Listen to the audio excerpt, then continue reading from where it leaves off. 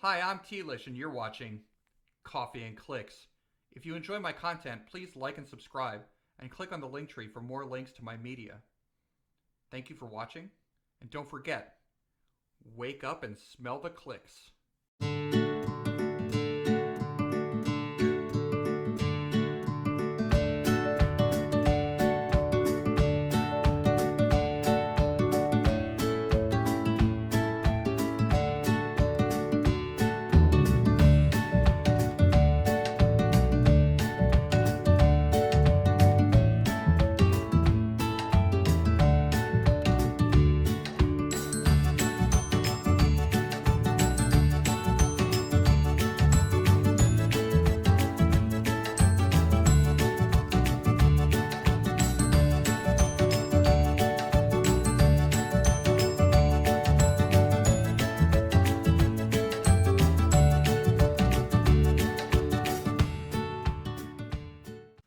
Hi, I'm Tlish, and you're watching Coffee and Clicks. Welcome to part 2 of our set review of Fantastic Four Future Foundation. In part 1, we reviewed the commons and uncommons, rares, me and PJ Bolin, and now we're doing part 2, and we're going to be reviewing the super rares and chases from Fantastic Four Future Foundation. Once again, I am joined by PJ Bolin from Phoenix Nest and from Critical Clix. Hello. Hello. Hi.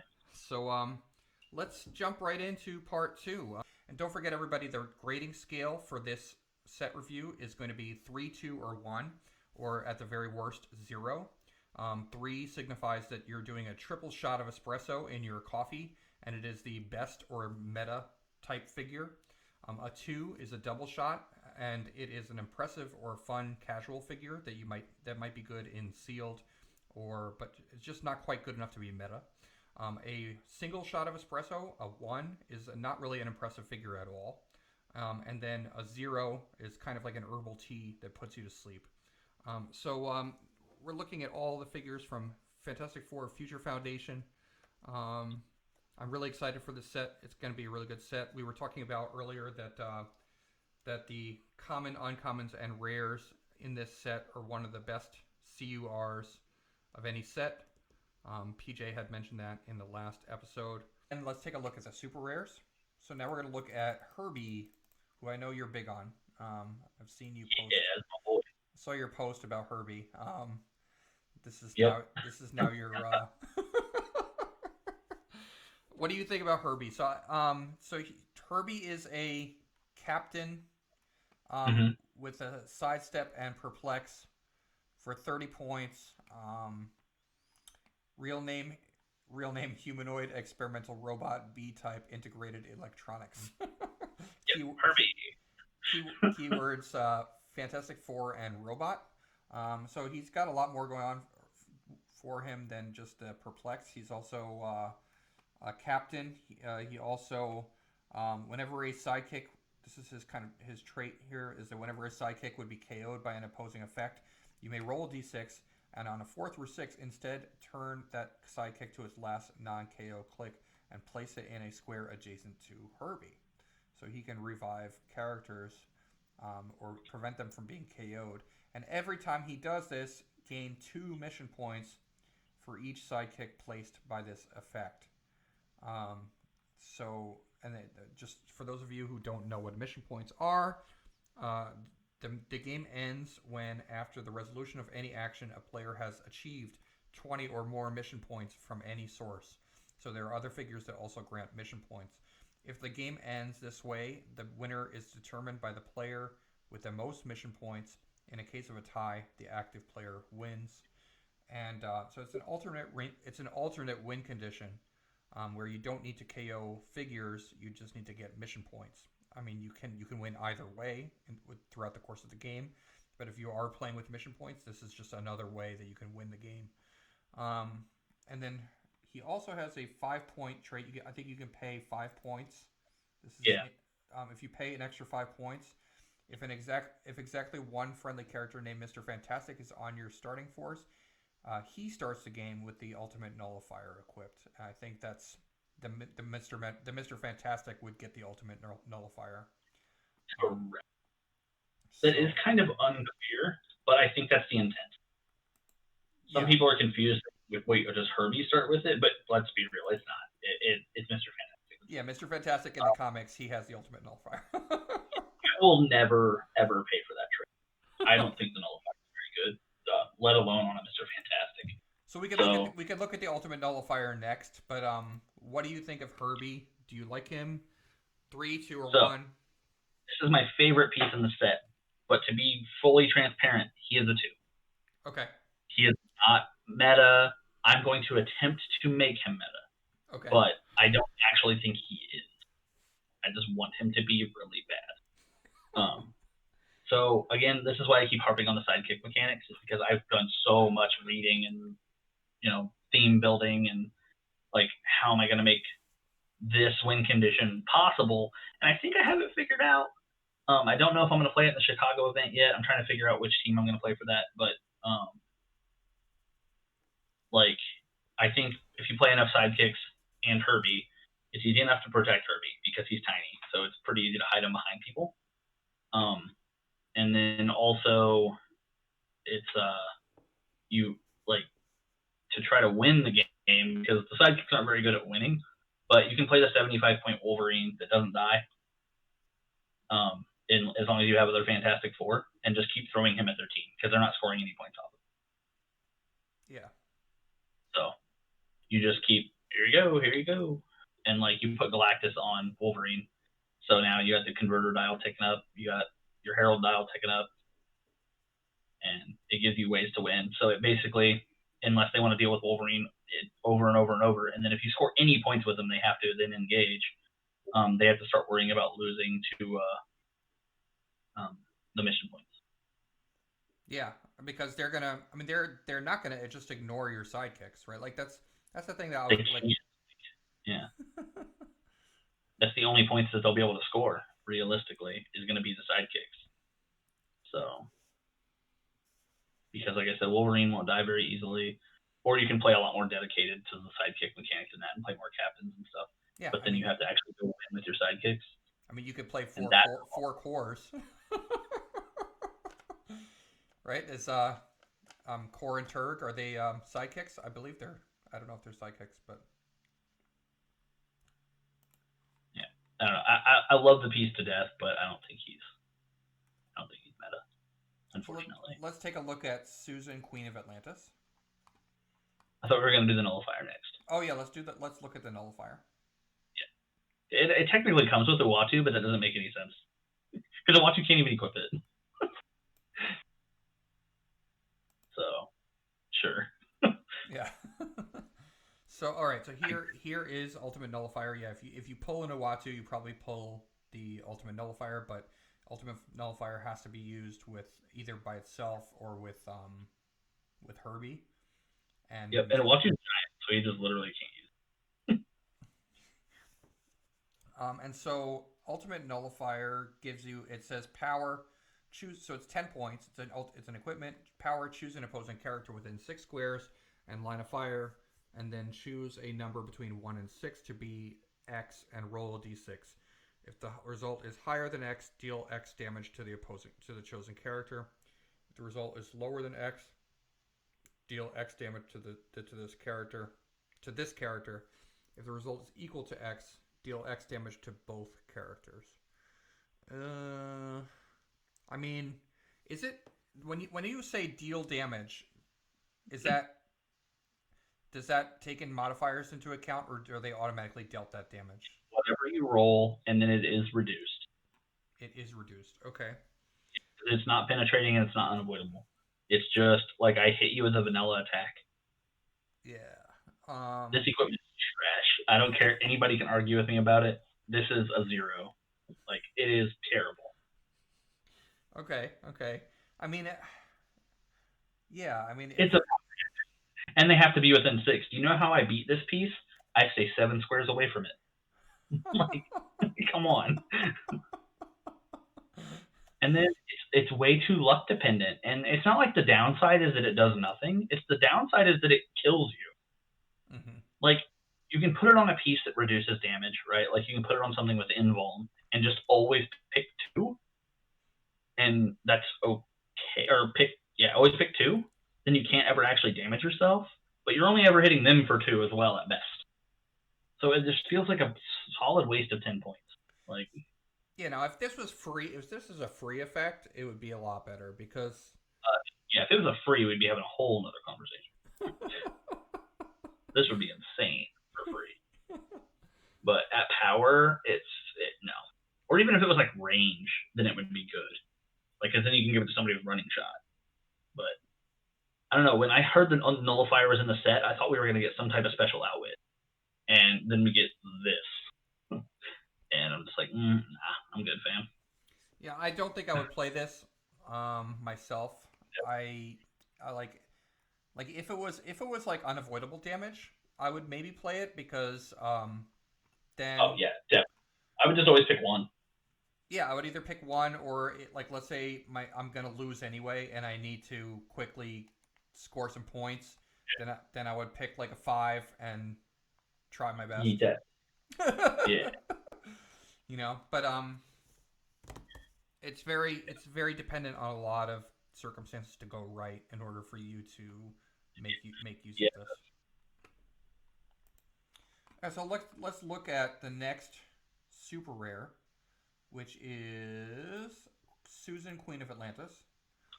She's the title character in this set, and she gives out mission points for she water terrain generated on their side of the map. Yeah, I don't. She can generate a lot of water terrain, but I don't know if I would want to bring her that far up against. Yeah, if you're playing her, you're pretending that part of her ability doesn't exist.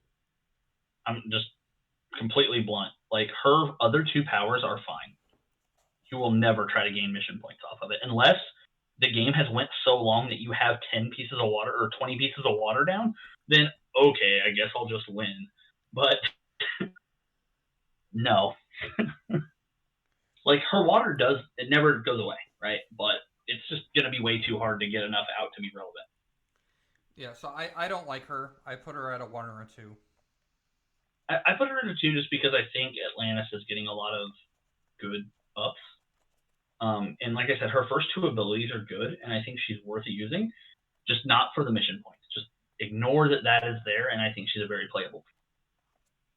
Okay. Yeah.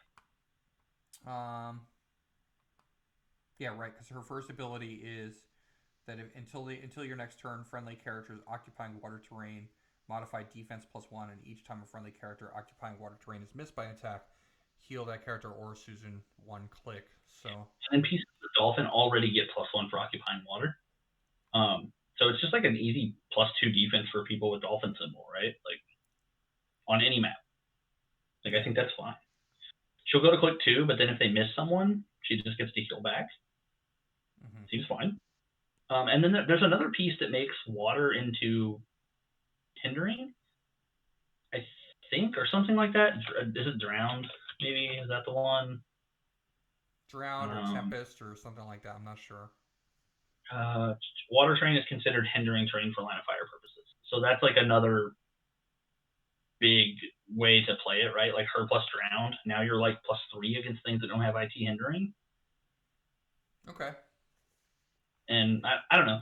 I don't think it's great, but there's something there, right? Like, I'm going to build it and probably play it in like a Winamap or something small just to try to see if it's good enough. Because I'll have fun with it, I get to play an Atlantis team. Let's go. Yeah. Or actually, I probably end up playing oh man, that's terrible. Blackbeard. Let's look at Blackbeard. So yeah, Blackbeard.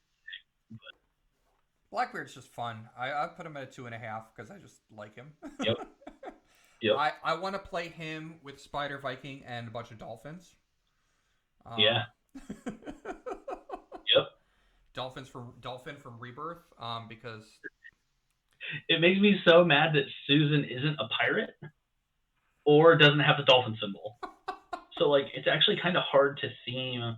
you have to go Spidey fam if you want to get Susan and Blackbeard on the same team. I guess, but they're like, it's just so dumb. Like, why? I shouldn't. I guess you can Fantastic Four, but you want the Drowned as well. So like, So Blackbeard, just so you know, he comes with the Stones of Merlin, which gives him invincible. Um, and I mean, we'll take a look at the Stones of Merlin in a second, but it basically gives him a defense power of invincible. He's also got Mastermind throughout his entire dial. He's got leadership and shape change and empower, so he's hard to kill. 90 points, but he's very hard to kill, and um, he gives out the pirate keyword, so he's like a leader for your pirate teams. Um, and if they occupy water terrain, they get +1 attack. Yeah, I love this figure. We would so let's take a look at the Stones of Merlin. Yeah, it's just invincible, and then you roll a d6, and on a 1 or a 2, well, for Blackbeard it's just a 1. You unequip it, and your opponent gets to place it. Right. So it's risky. I don't see myself ever playing Stones without Blackbeard, just because it's equip any. So like, if they attack you, and they get to put it in a square of their character, and then equip it, and now they have invincible. Okay, so you think it's too risky to play? I think just flat for 10 points it's too risky, but I'll play it on Blackbeard all day because it's only on a 1. Let's go. Mm-hmm. Yeah, Blackbeard's sick. I'll definitely play that guy at some point in my Clix career. Let's take a look at Invisible Boy. So Invisible Boy is another Herald. It's Johnny Storm, so as the Invisible Boy. Cosmic Energy and Fantastic Four keyword. He's also got Celebrity, Cosmic, and Fantastic Four keywords. Cosmic Energy and Fantastic Four team ability.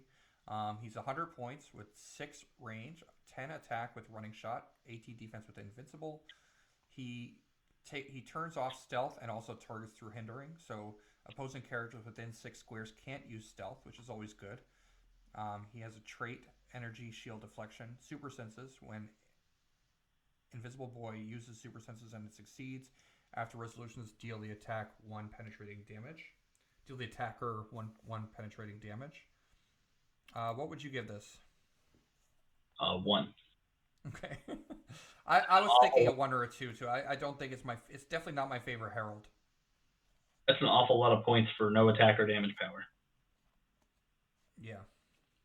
Like, I mean, I get that it's not the Human Torch, you know, like, but you can give him Incap or something. Like, damn. Yeah. Come on. Yeah. Let's take a look at Silver Savage. So Silver Savage he's a Herald as well, obviously, because he's the Silver Surfer. Cosmic Herald and Warrior keywords. Cosmic Energy team ability. 8 range with 2 targets for 100 points. He's got Charge, Quake, Invincible, and Battle Fury. But it's important to note that he gets a stop click where he has when he hits his stop click, that is when he equips the Silver Surfboard from outside the game, and the Silver Surfboard gives you flight and hypersonic speed. So he becomes the traditional Silver Surfer with flight and hypersonic speed.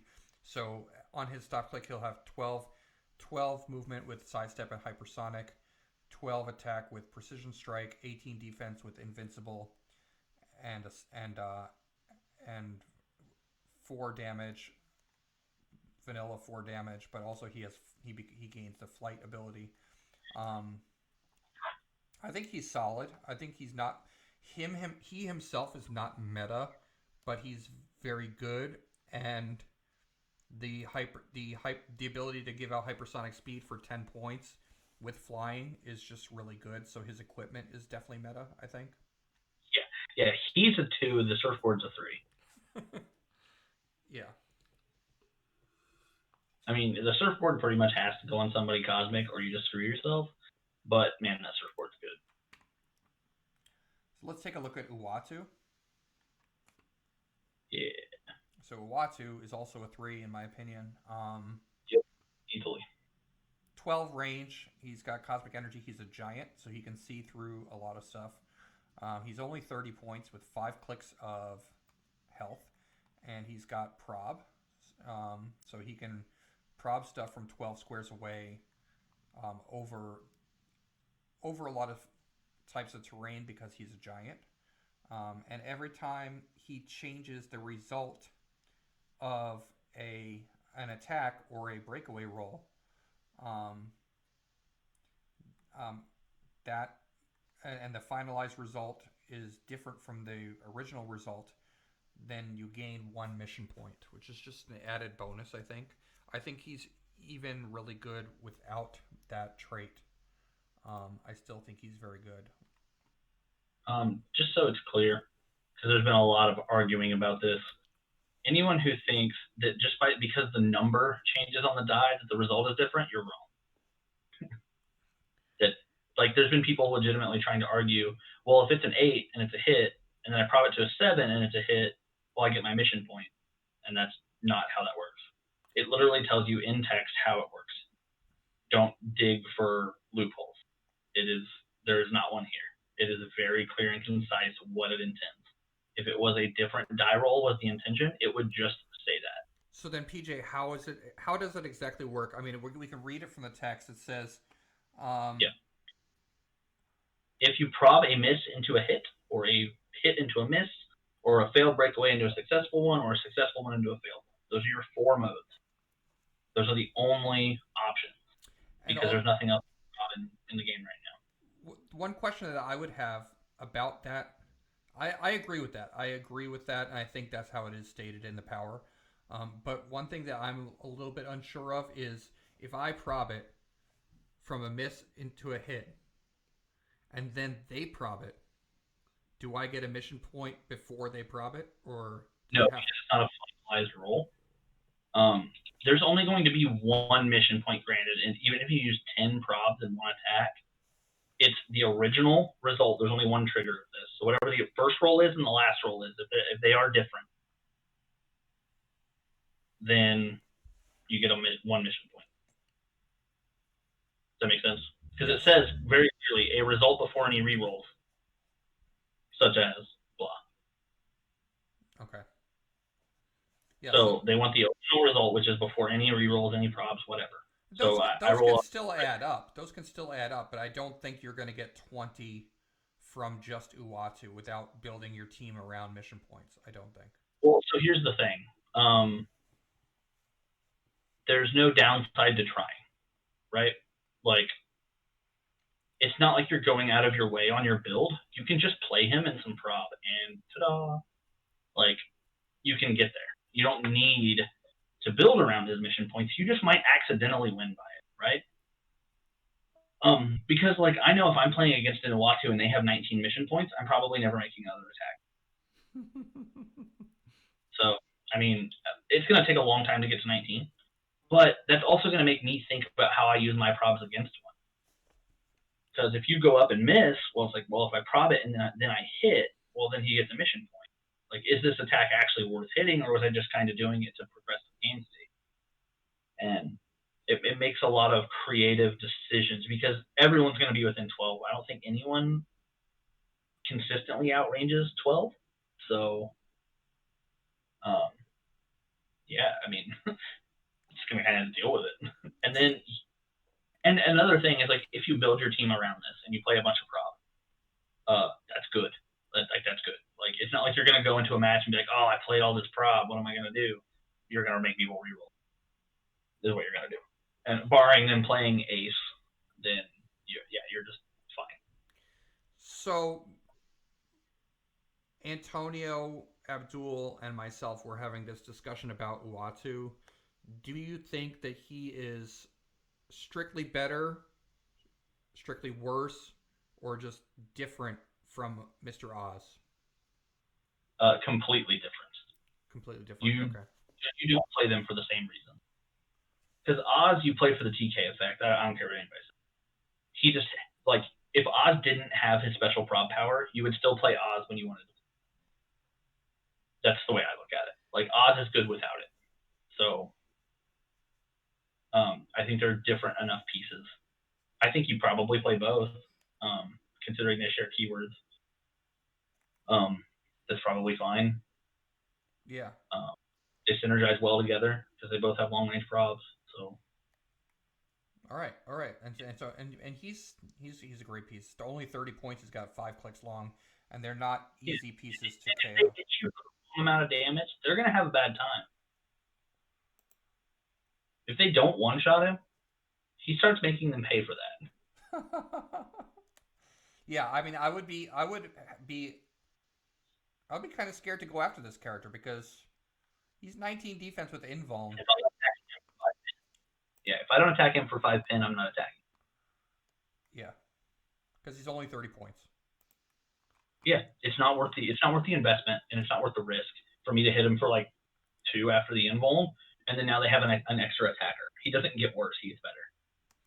Let's take a look at Griever, the next super rare. Griever has cosmic energy. She's a herald. She's got cosmic, herald, and monster keywords. 8 range with 2 targets. She can be played at 100 or at 50, which is important to note. She says terrain markers and objects can't be generated into squares within 6 squares of Griever. So you can't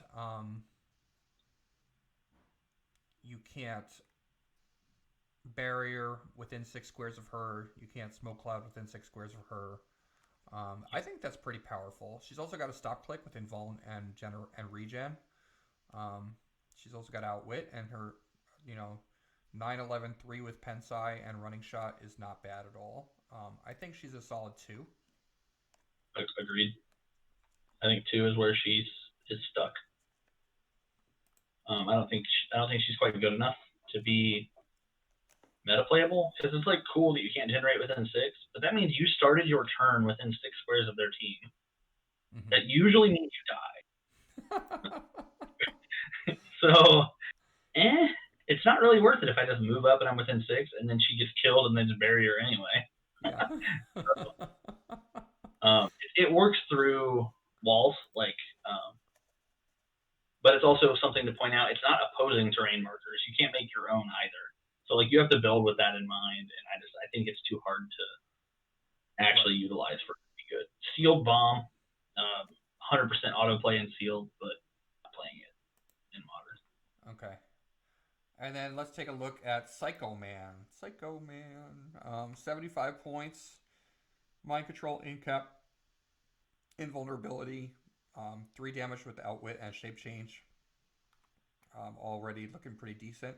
6 range with 2 targets, but he comes with the emotional modifier, and when he uses it, his effect, he affects characters within 8 squares instead of 4, which is a big difference. Yeah. So the emotional modifier says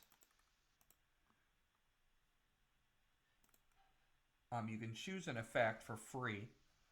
Free action to choose an effect to last until you choose again. So, which is important to note. It's not like every turn thing. It's until you choose again.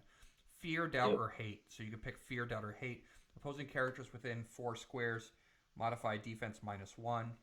Opposing characters within 4 squares modify attack -1. And keep in mind this would be 8 squares if you're using Psycho Man. And then this one is, I think, the best one. Characters within 4 squares and line of fire can use Battle Fury, which includes your own characters. So your characters would ignore shape change going against their characters. Also, their characters, no characters within that range can make range attacks, which can be very abusive, especially if it's 8 range. Using Psycho Man, you now everybody within 8 range and line of fire can't make range attacks. What are your thoughts on Psycho Man and the emotional modifier? The modifier is a 3, hands down. That's just easy. Giving out Battle Fury as a blanket effect has always been good. Everything that's ever done it has been playable. Psycho Man is not worth 75 points. Um, Okay. Now, the 8 square Battle Fury to everything is good at not letting you get shot. So, like, against certain teams, he's super oppressive. But that's about the only time. Like, there's a certain build where I absolutely want it. Like, that's like a standard. I keep bringing him up, a Punisher War Machine. Please. Like, let me have this guy against that. So, yeah, they can perplex up range, but that means they're not perplexing up attack and damage. So, like, he's okay. I wish he had, like, Fantastic Four keyword or something where I could, like, swap him in and out if I didn't need him in the matchup. But, alas, he is stuck. But the modifier itself is incredible for, like, big monster-themed teams. So, like, you win map, you go to something that's kind of blocked up, so the 4 square is just as good as the 8. And then it makes it to where they're not, like, not shooting your Wendigos when you're moving up. It really can restrict anything that your opponent can try to do.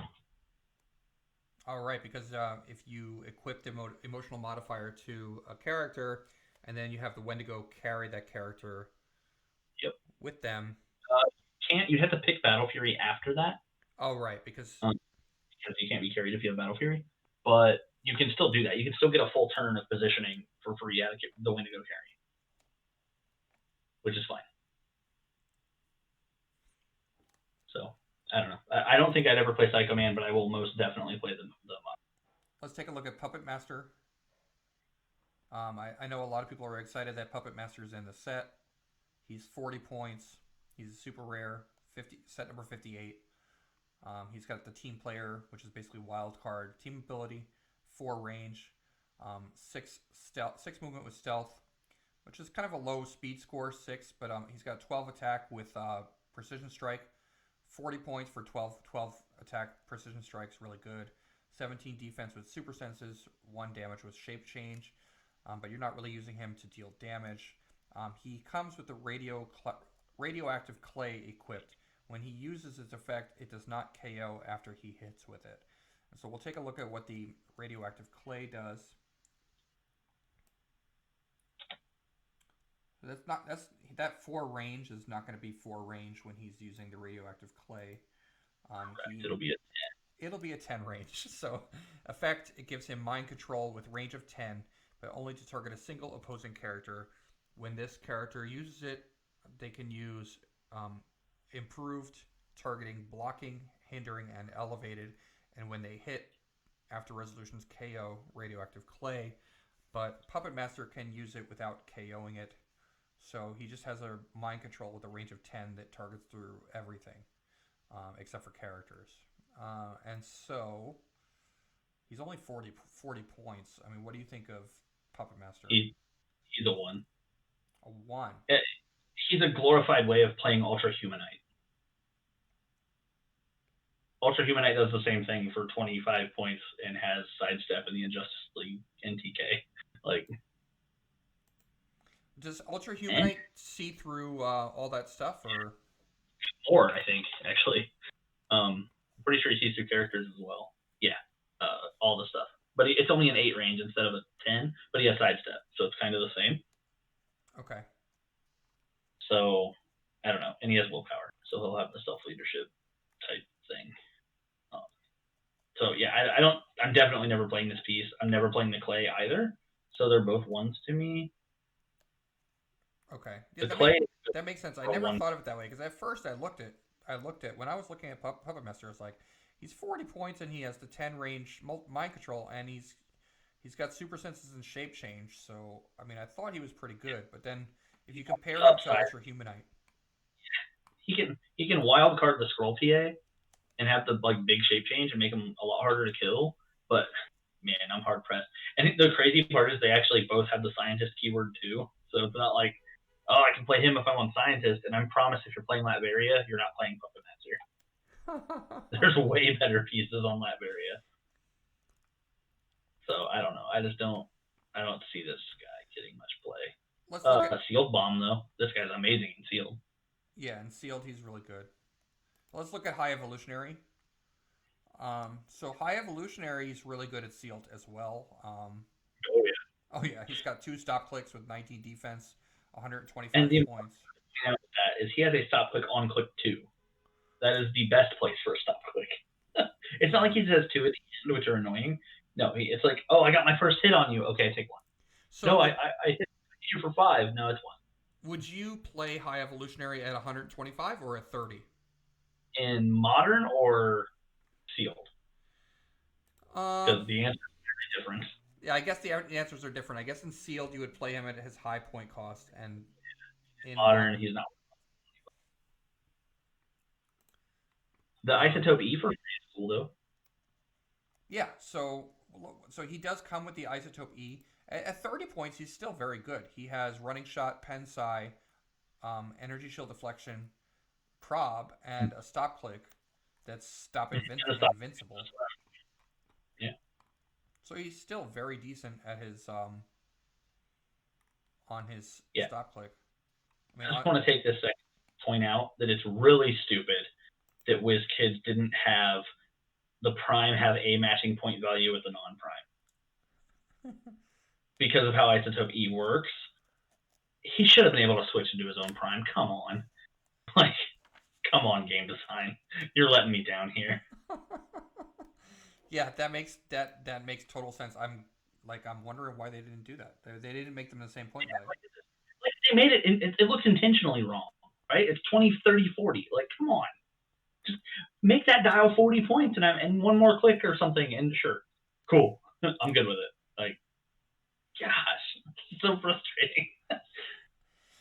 So this high evolutionary, by the way, he has the sideline trait, so I think that makes him a 3 right there because you can play him against cosmic keywords, and it gives you Well, and part of him also that makes him a 3 um, is he has good keywords and can let you cheat pieces into those theme teams that you couldn't because he comes with the isotope for free. So I'm making up stuff, right? Let's say there's a Cosmic Doctor Doom, but that's not the one I want. So I start with the Cosmic Doctor Doom and switch it to the one that I actually want. And now I didn't break my team. It's just I still get my map bonus if that's important. And so this is the isotope E, by the way, what the isotope E does. After revealing forces, you may move this object to your sideline. If you do, this object has sideline active. At the beginning of the game, you may replace a character on your starting force with a character from your sideline of the same name and point value. If you do, KO this object. So isotope E would start on your sideline, and if you're playing high evolutionary, it does not count towards your number of objects that you can use. So Right. it would start on your sideline, and then you would KO it to swap a character for another character that has the same points and the same name. Right. So, like we were talking about earlier in the last episode with Spider Man and or with She Hulk, if you have a 75 point She Hulk, common She Hulk, or no, let's say you have the 75 point legacy She Hulk, Yep. and you want to swap it for the common She Hulk from Future Foundation, um, and get the ability, all the abilities from the first She Hulk during Force construction, and then swap it out. You can do that. So an important note to add: the piece that's on your sideline can't be on a lower dial, right? It has to be switching into a full dial character. Okay. You can switch out from low, but you can't switch into low because of the way sideline rules work. You can't have a piece on your sideline at anything but click 1 unless there's another reason for it. So you have to go into a full dial piece. So it does restrict what it can do, but it's not that bad. Right. Okay. And a lot of people are talking about using it with Vulture, although Yeah. I'm not sure Vulture is going to be as great as it used to be. I don't know, with the new rules changes to Perplex and stuff like that, and a lot of other figures that are nerfing Vulture type teams. Um, but what do you think about that? Just About Vulture? yeah, do you think Vulture teams are still viable? Right now, yeah. And honestly, after the rule change, probably. Um, Still going 14 for 4 over and over and over is bad. So barring them, and he can like carry around an empowered piece, like it's not that hard. So he's still like 14 for 5, flirting your whole team.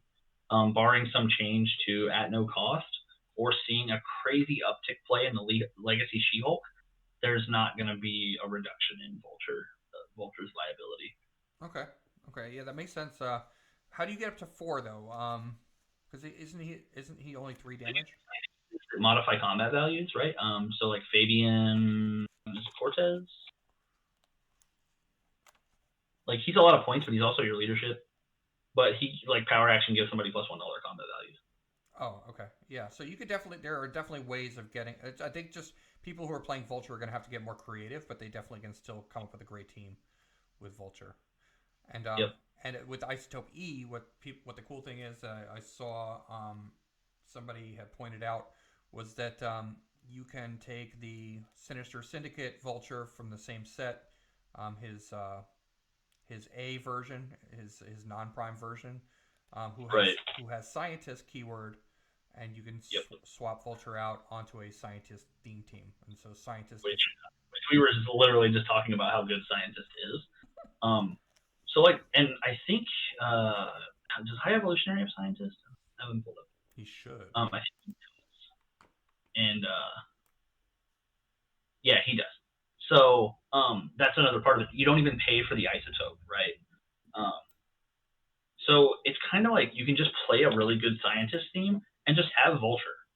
Like that's one thing that people don't realize, and why this piece is actually broken. It's not because he can like you play this dedicated Vulture team and you can kill people. No, it's because you don't have to play a dedicated Vulture team and you can just kill people. Right. Like you can play just a really good team and just have him on it. And oops, I won because your whole team dies to Flurry. Like for a 50-point dedication, sure. Yeah. So I think the only way that they're going to really nerf Vulture is to rotate him out. And I think that's going to be their quote unquote fix. Is well, he's rotating. So no, I really think they have to do something about the at no cost thing because technically Psylocke is still broken too. Yeah, Psylocke is really good. Psylocke goes infinite, right? So that's a problem. So let's take a look at High Evolutionary B, the Prime High Evolutionary. Okay, so he comes in at 40 points or at 20 points. He starts with the Isotope A equipped. So he makes your animal keywords a named keyword, but that was errated already. So that now will just keep that in mind. Like sorry, it has not been errated. It will be errated. Yes. But they are because the happening between now and Wonder Woman. Yes, there's a lot of rule changes still happening, but they revealed what their errata was going to be for High Evolutionary, which was that they will now with the new rules changes to keywords and theme teams. He will allow you to use 6 theme team probability controls instead of 3 if you have an animal theme team. I believe that's what it was. So, yeah, you get 6 teams instead of 3. You get 6 instead of 3. So, and then also he starts with the Isotope A.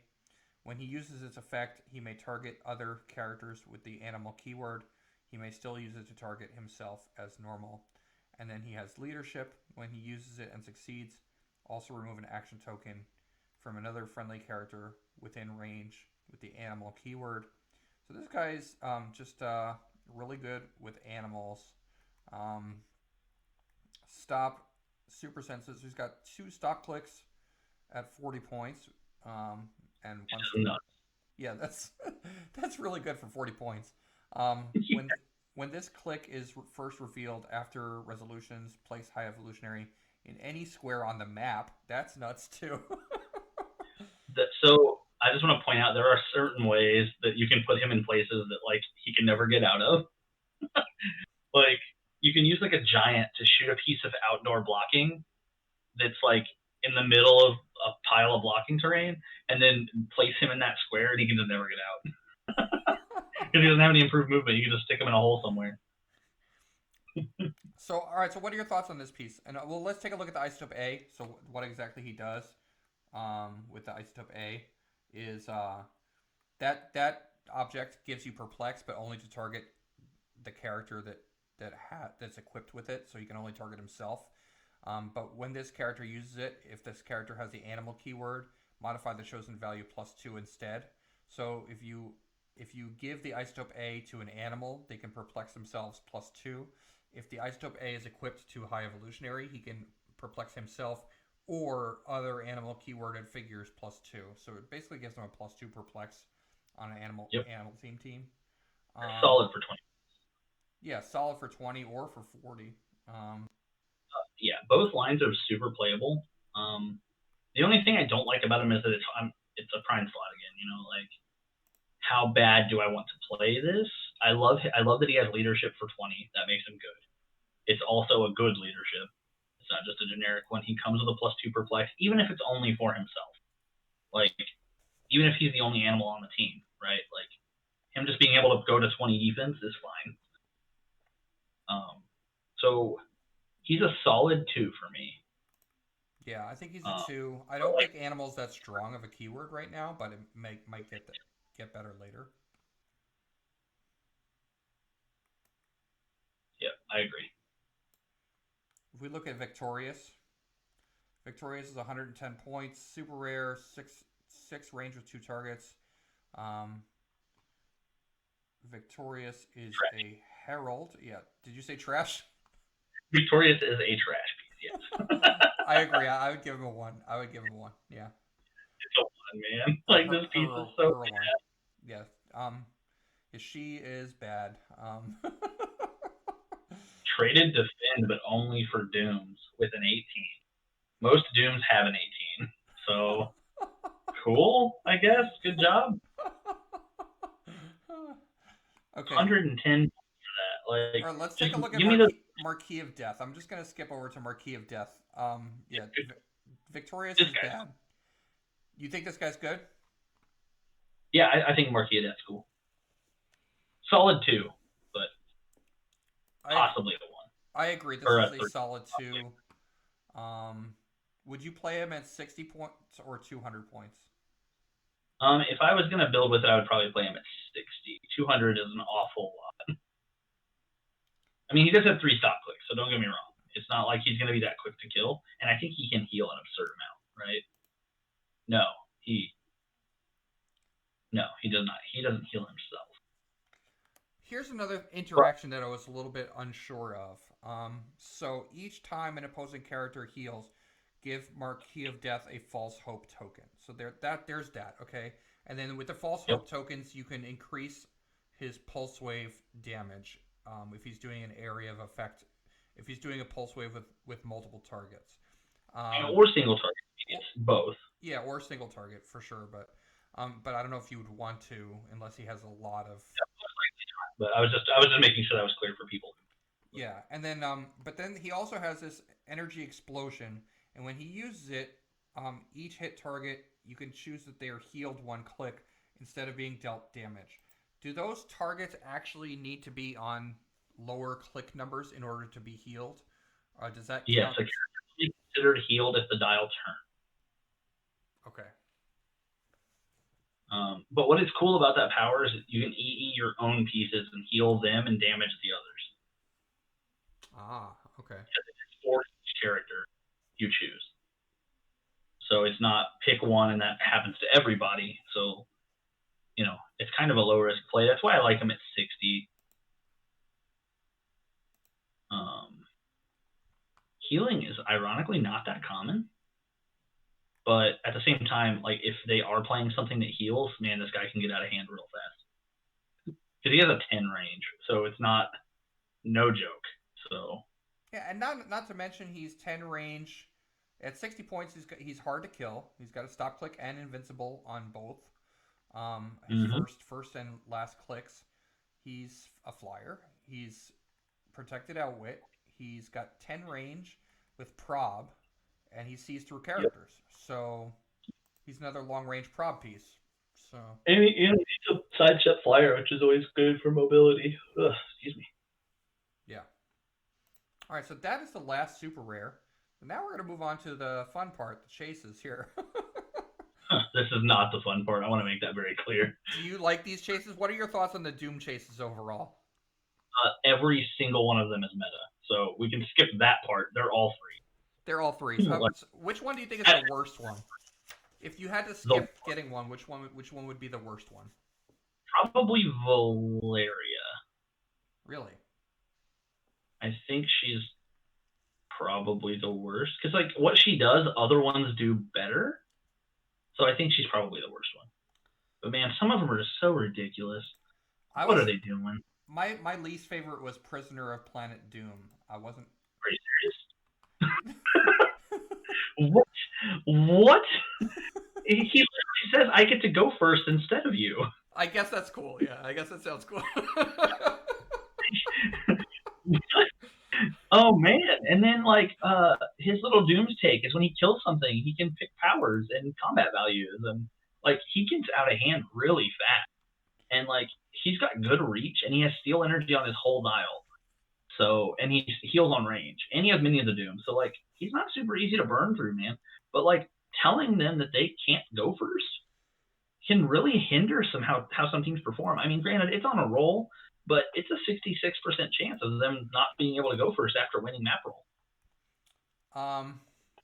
Yeah, and that is pretty good. I don't know. They're all threes. I guess they're all threes. Like we should own all of them if you're gonna play any of them because your sideline should be filled with the other one. Yeah, this set is gonna be so expensive. Just I guess the one that comes with the time platform is probably the worst one, but the time platform is amazing. Yeah, so as a figure, he is probably the worst one because he just doesn't really do anything. Like he has dice manipulation, but I'm not like the other ones do so much more. I'm not playing that one. Okay. Like my favorite two are probably Lord Doom and then the Robot Doom. Lord Doom. Yeah. So Lord Doom has charge but doesn't have speed. Invulnerability, opposing characters attacking him, modify attack and damage -1, so he's very hard to kill. And he has the ending resolution. If their force has more characters than yours, they can't generate bystanders. So, like, suck it, Jason, Mary Jane Watson, Maggot. There's so many good bystander generators that now don't do anything. Yeah. So, and, realistically, the teams that are generating those are playing less figures. Then, I mean, you're playing a 75-point piece already out the gate. So, like, and this is one of the few, like, so a lot of them, they have beginning of game traits, right? So you have to have them in at the beginning of before you swap them. So, like, Prisoner, right? You can start on Prisoner. And so you get to, if you win map, you can choose how your effects order. So now I can try, well, I guess if you win map, you don't get to choose. Then Prisoner's a bad example for this. Let's look at Doom the Annihilating Conqueror. This is a good example of ways to utilize. So he has at the beginning of the game, opposing characters lose all keywords not printed on their cards. Okay? So if I won map, I can say, okay, I'm going to trigger this first, so you lose all your keywords not printed on your cards, so no more Spidey fam. Then I'm going to activate Many Faces of Doom and switch into Lord Doom, who doesn't have a beginning of game trait for me to miss, so now I just have this static effect. But you can't do it the other way, because beginning of game only happens once. Everything has to trigger at that time. So if I switch from Lord Doom into something that has a beginning of game trait like Doom the Annihilating Conqueror, I wouldn't be able to use his other part, because that's just not how it would work. Annihilating Conqueror is probably the best one to just start with, because he gives Cosmic Future and Past all the Latveria keyword. Mm-hmm. It's pretty good. Yeah. And then I think all of the rest of them are incredible, like, to at least utilize. Like the Robot Doom says opposing forces can't take more costed actions than 1 per 100 points of the build total. So you get 3 costed actions. It doesn't matter if you have autonomous. You only get 3. Mm-hmm. And he's a robot, so you get to play him on a robot team, which I've tested, and it's really good. Now, okay, in your testing, or in your theory, would you play it at 150 or 75? 75 exclusively. I don't think any of them are worth their 150-point dial. Okay. Not when I can play 2 at 75, because none of them are unique. And I also think that these Doom figures, their best friend is Galactus. What do you think about that? Well, the problem is you can't do the swap, right? Oh, If okay. you can't swap and have Galactus follow, Okay. that's a problem. I do agree that they would love Galactus. It's just you have to dedicate to having one on your force. So, like, if you're going to play double Doom, like one of each, or not one of each, you know what I mean, but two different ones, you can say, I'm only going to swap with this one and I'm going to equip this one. He's definitely staying. You know, like if you want to play the robot or whatever on your main force and just leave him there. Or a prisoner is probably the one you would play and keep because he actually does something as the game progresses too. He gets kind of out of control, so he would be good with Galactus. And then you play like Annihilate and Conqueror, and that's the one you swap in and out of based on what you want. So let's just quickly go through each one, just so that the people that are watching can see the dials and stuff like that. So we'll start with Doctor Doom, the time platform, the one that comes with a time platform. Yeah. So here he is. Talk about the time. At the beginning of the game, you may swap it out with another one. So that's called the Many Faces of Doom trait. The time platform. You may start the game with the time platform equipped. When he uses its effect to choose to return to his starting area, he isn't dealt one unavoidable damage. We'll see what the time platform does in a second. He has a trait. I want that treasure free once per game. Remove the time platform equipped to Doctor Doom from the game. If you do equip Doctor Doom with an equipment of 10 points or less on an opponent's force, that's pretty insane right there. You can just steal their equipment. I just wish that this Doom was better. Yeah. Like, I love the fact that he can steal the Arc Arms from Vulture, but man, after that, he just doesn't do anything. Yeah. And then at the beginning of the game, roll 2d6s and place the result on this card. So you only get 2 uses for the entire game if you're playing with 75. 3 uses if you're playing with 150. Whenever an attack roll is made, you may replace a d6 in the roll with a d6 from this card. So do you notice how that does not say within range and line of fire? It does not. It's anywhere on the map. So that's really good. You only get 2 uses of it though, because you roll the 2d6, you place them on the card. Whatever you roll is what you get. But still, that's really good. Yep. So that's Doctor Doom. This is his 150 point dial. He's got phasing, energy explosion, invulnerable, and outwit. This is his 75 point dial. Keep in mind also that most of these chases, not all of them, but most of them have Latveria and Ruler keywords, which means that if you are playing Doom bots, you can protect them with the Doom bots. Keep them protected that way. Yeah. I think that actually protects all of them. I think all of them have Ruler and Latveria. Let's see. So then we have Prisoner of Planet Doom. Prisoner of Planet Doom. Sorry. So let's look at the time platform. So yes, that is important because it is so good. So the time platform says when this character hits a single opposing character, instead of normal damage, you may place the hit character in its starting area. When this character would take damage, you may instead place them in your starting area. If you do, after resolutions, deal them 1 unavoidable damage and KO the time platform. So,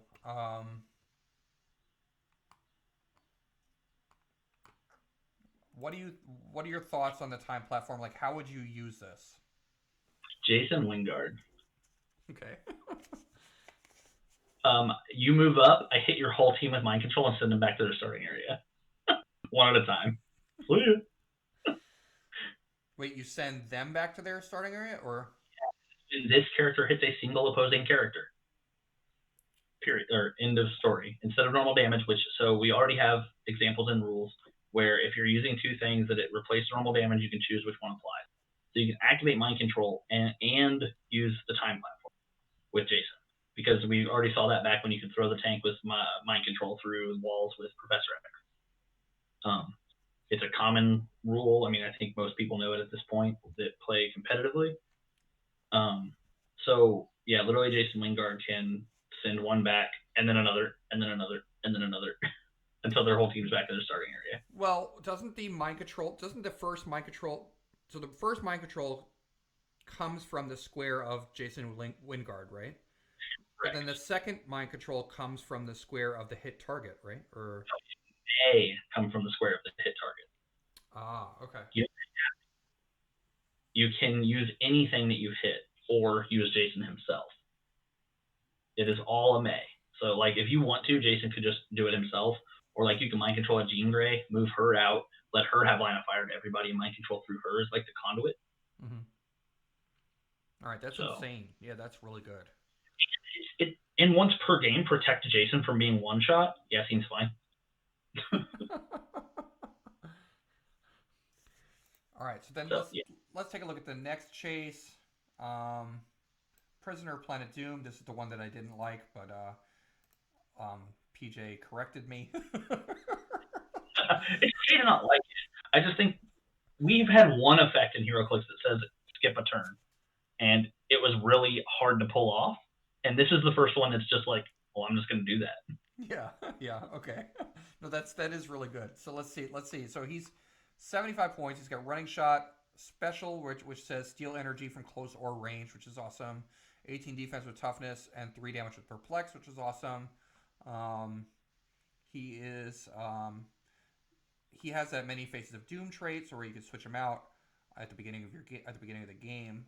Um, if he KOs an opposing character, you can choose a standard power on that character's card, or you can choose a combat value and give it +1 this game, which can ramp up really quickly, like PJ was talking about.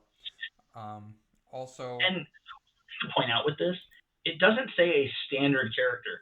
So if they feed you bystanders, like, all right. mm-hmm. Now you can't pick the character's card, right? But you can pick a combat value every time you kill a bystander. Yeah. So okay, I guess I'll just permanently take +1 damage or whatever. Shucks. So like equipping him with something that gives like EE can be really bad for people. Yeah.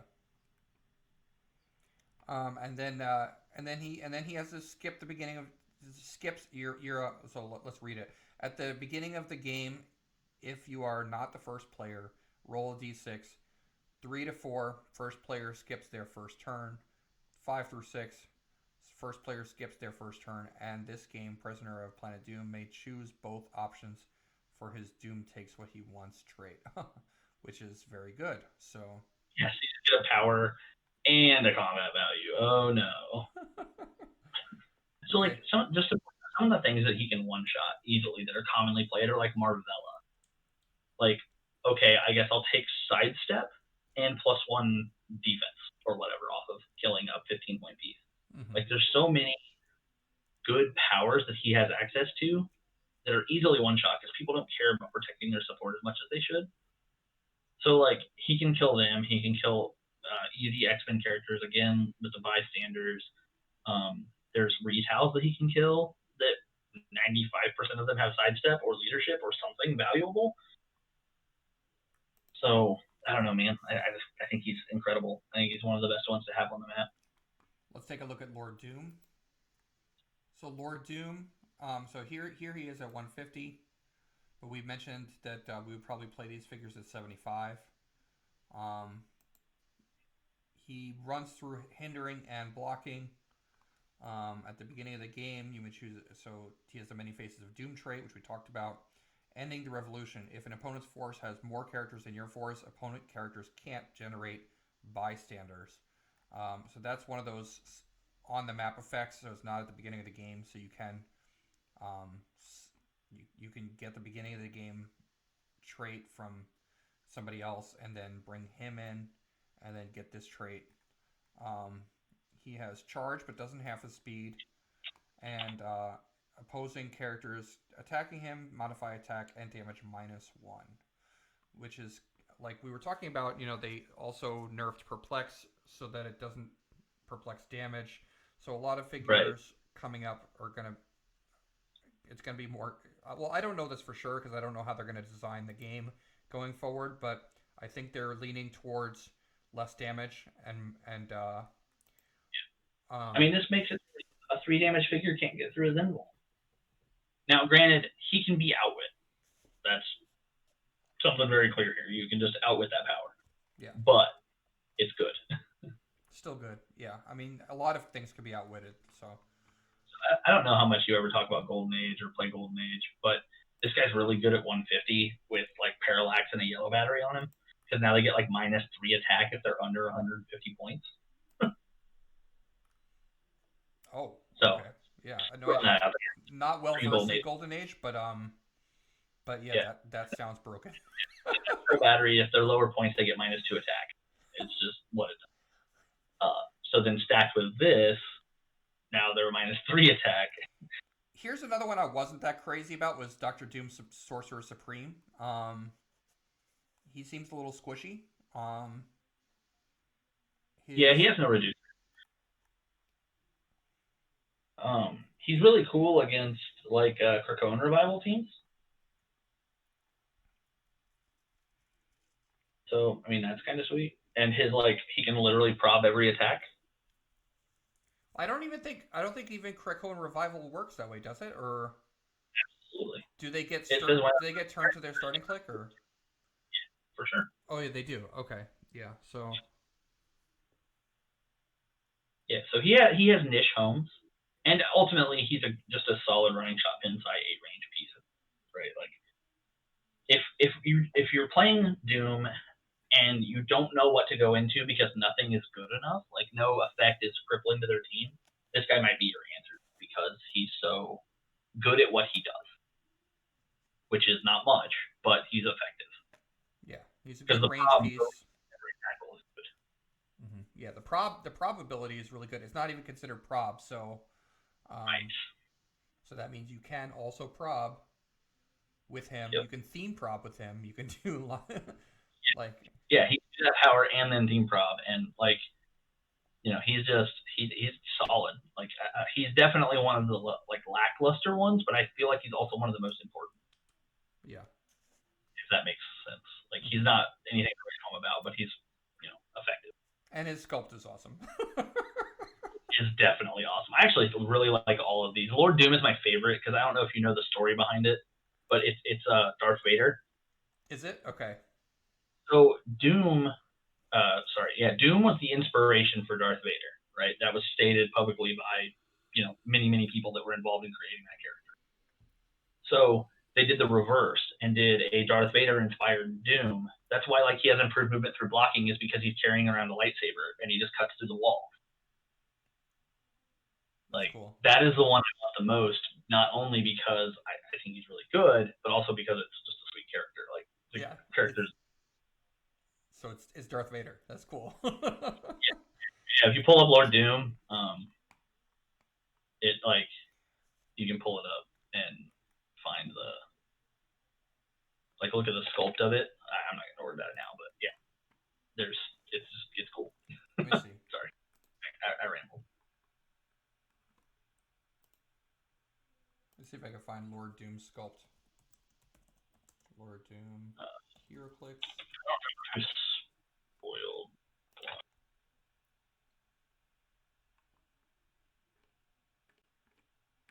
It's not on Google yet. No. Well, let's just look at Lord Doom. Maybe we could just find a.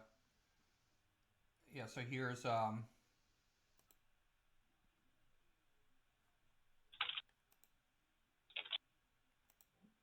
Nope, that's not.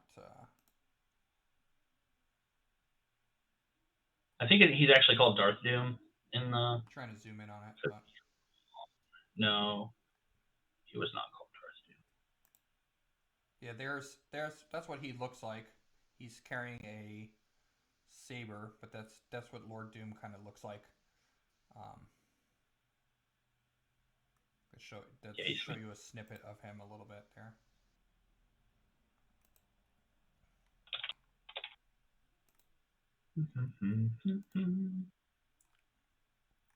Okay. Here we go. I found the actual card. I do this. Let me see.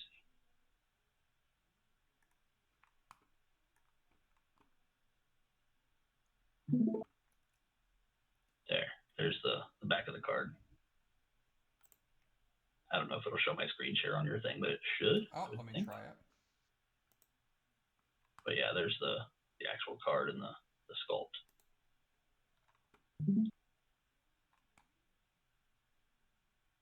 It's sweet. Like I appreciate good nods and like to obscure references. This is a good one.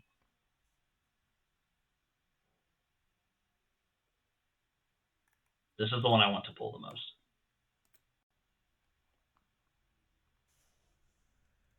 Kill my screen share. All right. Hopefully that worked. Yeah, I think that worked. Okay, so let's take a look at the next one, which is Dr. Thing. Here is his 150-point dial, and here is his 75-point dial. So Dr. Thing has Close Combat Expert and Quake. He has the Speed Power, Plasticity, Sidestep. Place Dr. Thing adjacent to opposing character that attacked Dr. Thing since your last turn.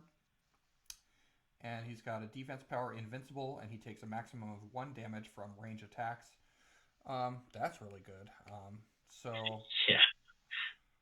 I mean, like, yeah, he's only got sidestep, but he's got that plasticity. So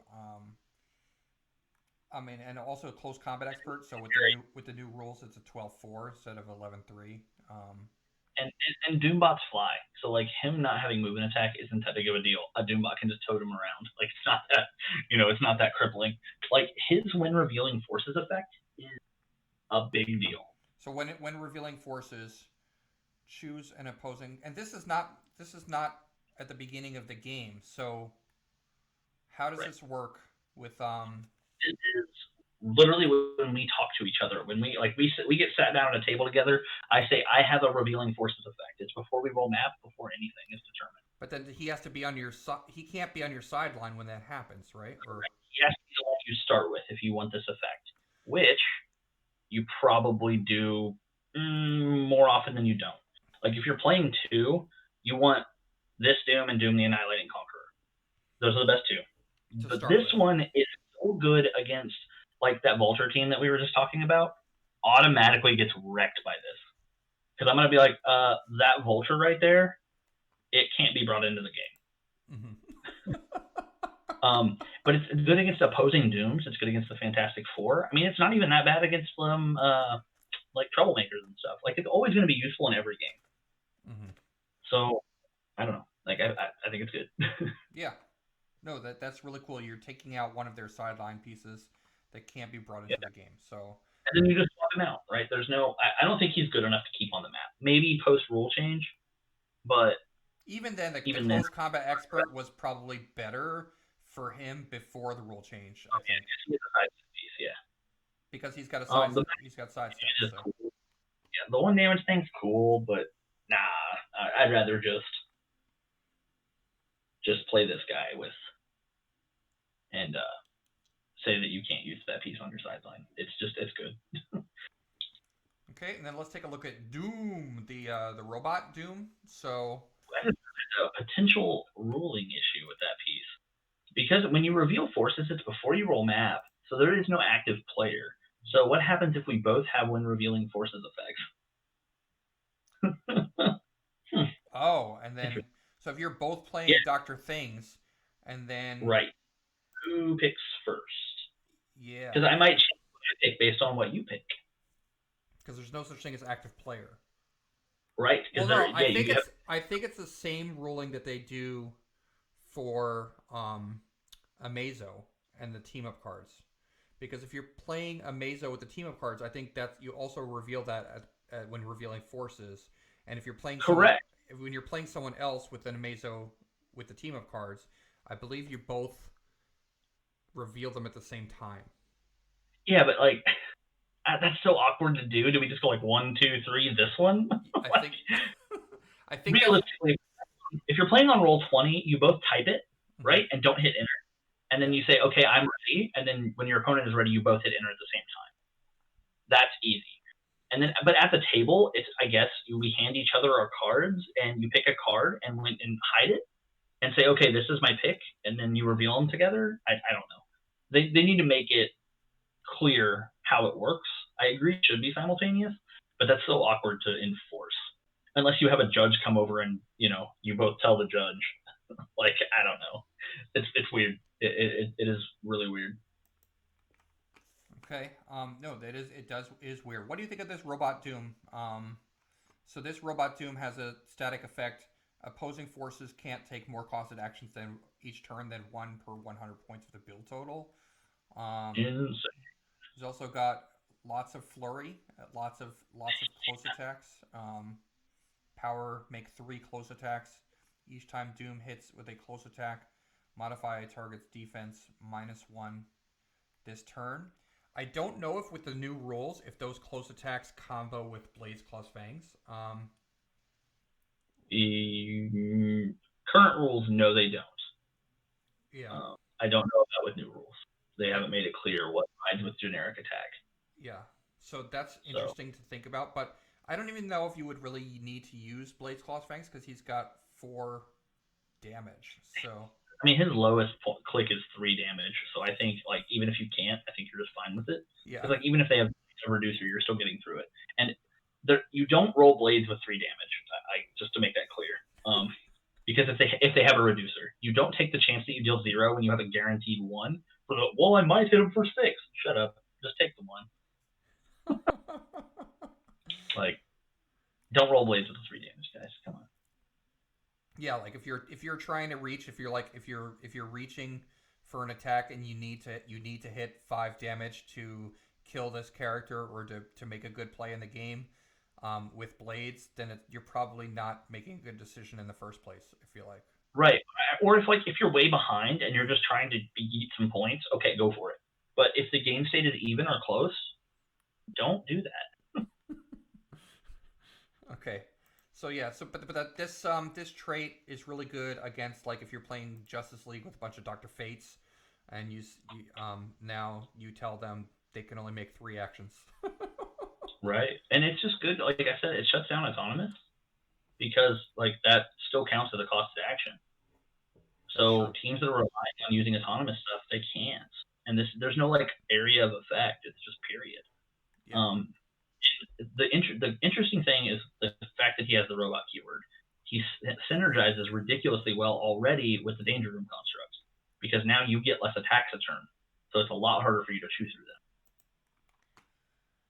And let's look at Valeria. Yeah. Valeria Von Doom. She has I think she sucks. She's got 10 clicks on 150 points. Looks like 6 clicks on 75 points. Perplex, she's got Shape Change that succeeds on a 4 through 6. And when she uses it and succeeds, you may either place her somewhere or you can deal damage to the attacker equal to half the result of your D6 roll of your first Shape Change. So if you roll Shape Change and you roll a 6, you can either place her 6 squares away, or you can deal the attacker 3 damage. Yep, and it's protected outwit, so they can't outwit that Shape Change. Yeah, and then she also has super senses on top of that, so she's hard to kill. She's got sidestep and stealth. And when an opposing character that wasn't on their starting force misses after resolutions, give it an action token. If that character has autonomous, instead KO it. That is interesting against like the Spider-Man commons and uncommons. You know, the ones like Mary Jane and stuff, because they're all autonomous and they would just die. Yeah, but I think that effect is very niche. Also, I don't know. I mean, I guess... is. I would rather just have Dr. Thing out that says you just can't generate dudes, like, or and he shuts off one of their people from even coming in. I would rather do that than just say, well, if they happen to miss, The smoke, the shape change power is much better. Is the cool thing about her, but that's it. But at that point, they just don't attack her, or they only attack her with Battle Impulse Wave. Here's the last chase: it's Doom the Annihilating Conqueror. This guy is sick. Running shot, pulse wave, invulnerable, 4 damage. That's 150 points. 12 attack, 4 damage at 150. At 75, he's got 11 attack with 3 damage. Toughness instead of invulnerable. At the beginning of the game, you may choose a starting line of equal points on a character so that the Many Faces of Doom trait, that's where you can switch them out. Then he's got another trait, Conqueror of Timelines. During Force Construction, friendly characters with the Cosmic Future and Past keywords gain the Latveria keyword. So, that's really good. Keyword manipulation is always good. Yep. And keyword manipulation with Cosmic is awesome because there's a lot of awesome Cosmic pieces. And future and past give you things like Bishop Prime. Yeah, Bishop Prime, Apocalypse, the super rare. Yeah, so like you could do a lot of fun things and also kind of potentially meta things with this. Yeah. And at the beginning of the game, opposing characters lose all keywords not printed on their cards. So that would take away their ability to... Oh, sorry, no, not printed on their cards. Okay. So like if they gain the Spider-Man family, or the effect here where they gain Latveria, it would all be gone. Right, okay. If That's one where you want to map and then switch. Yeah, you want to win map and then switch. Yeah. And then if +1 keywords were lost this way, Doom the Annihilating Conqueror has Power Cosmic this game. That's really good. So. It is. But I don't know that I would keep him on the map versus some of the other ones. Also keep in mind, Doom the Annihilating Conqueror does not have the ruler keyword, so I don't think you can protect him with the Doombots, which I did not. That is correct. He does not. So yeah, Doombots cannot protect him. So all right, those are all the chases. We've kind of went through everything, PJ. Do you want to do the legacies? Do you want to do the? Okay, so let's look at the legacies. So, here are the legacies. I mean, we'll get a quick rundown of them. I think there's only 3 of them that are worth talking about. Okay, yeah. So, I mean, these are the legacies. These are all the legacies. Are just a quick look at them. Zavin, She-Hulk at 125 or 75. Morg, who's a Herald. Mr. Fantastic at 130. Thing at 140.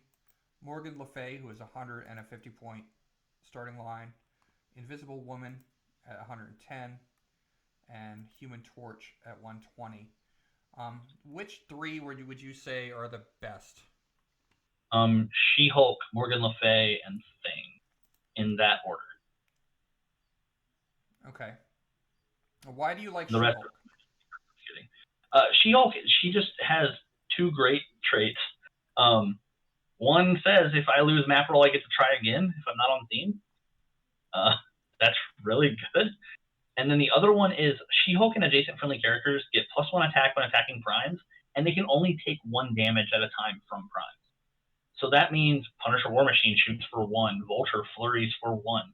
Like, big deal. big deal. Mm-hmm. All right, yeah. You have to play non-theme, but that's okay. That's easy enough to do, especially post-rule change, where big teams only get a +3 on you. Now you get to retry, and you get a 1 added to your result. So you get 2 chances to not lose the map. So that added trait is sweet. And then with the Isotope E, how does that factor in with her? So this is if you don't care about the prime part, right? Like if you're not playing against a prime, you would get the bonus to your map roll, and then you can swap into the other one. That's it. I mean, that's the only. If you have the Isotope E, you can swap after you use the file for a change of venue. You can then declare I'm going to swap to the one that's 9 clicks deep instead of 5. Oh, okay, because the map roll happens before. Yeah, before beginning a game triggers. Yep. Okay. Interesting. So and then Morgan Le Fay, she got a way lower point value, and she can keyword cheat. That inherently makes her meta, right? Like that Avengers in Latveria now become a single keyword. So that's just good. I mean, sure. Yeah. Now you can Like use like Steve Rogers and Morgan Le Fay and get Gardner on a Latveria team. yes. Um, and then Thing, I don't care for him that much, except for like on the sideline of Fantastic Four teams. But they reworded his damage power in a way that basically lets him keep going if he hits somebody. So it's just hit, and if you deal damage, you can either deal an unavoidable, so kill them from a stop click, or make another attack targeting that character, and it activates each hit. So you literally just whack, whack, whack until something dies. And he has a printed 10, so it's pretty easy to get him to a 13 attack, and then just murder something. You just super delete one thing. Yeah. And then if you're playing like title Captain America, I think can grant him an attack. No, he just lets him move. Ignore me. Okay. Yeah, so those are probably the best legacy cards. I like the pieces they picked, like the Invisible Woman, the Human Torch. Like they look cool. I just don't think they're good enough to justify playing. All right. So, so PJ, I wanted to ask you also what was your favorite Doom chase out of the chases? If you had to pick one favorite. Yeah. Lord Doom. Lord Doom. Okay. He's my favorite. I don't think he's the best, but he's definitely my favorite. Okay. Yeah, and I mean, now that I know that he's Darth Vader, I think I'm gonna be trying to get him. I like the sculpt. I like what it does. I think that he's a good piece, and I think it's a good representation of the character. I think so all of that kind of stuff. The Robot Doom is probably, in my opinion, the best one, and my second favorite. My two favorites would either be the Doctor Doom one with the time platform, just because I like equipment. But I'd basically be trying to get the equipment for that, or maybe the Annihilating Conqueror, because I like keyword manipulation a lot. That is very fair. Yeah.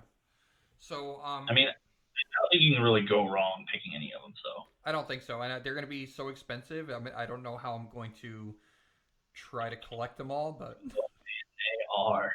I kind of wish I would have my pre-order. Like, it was too late by the time I started seeing that all these cases were good, and I probably would have bought another 2 cases.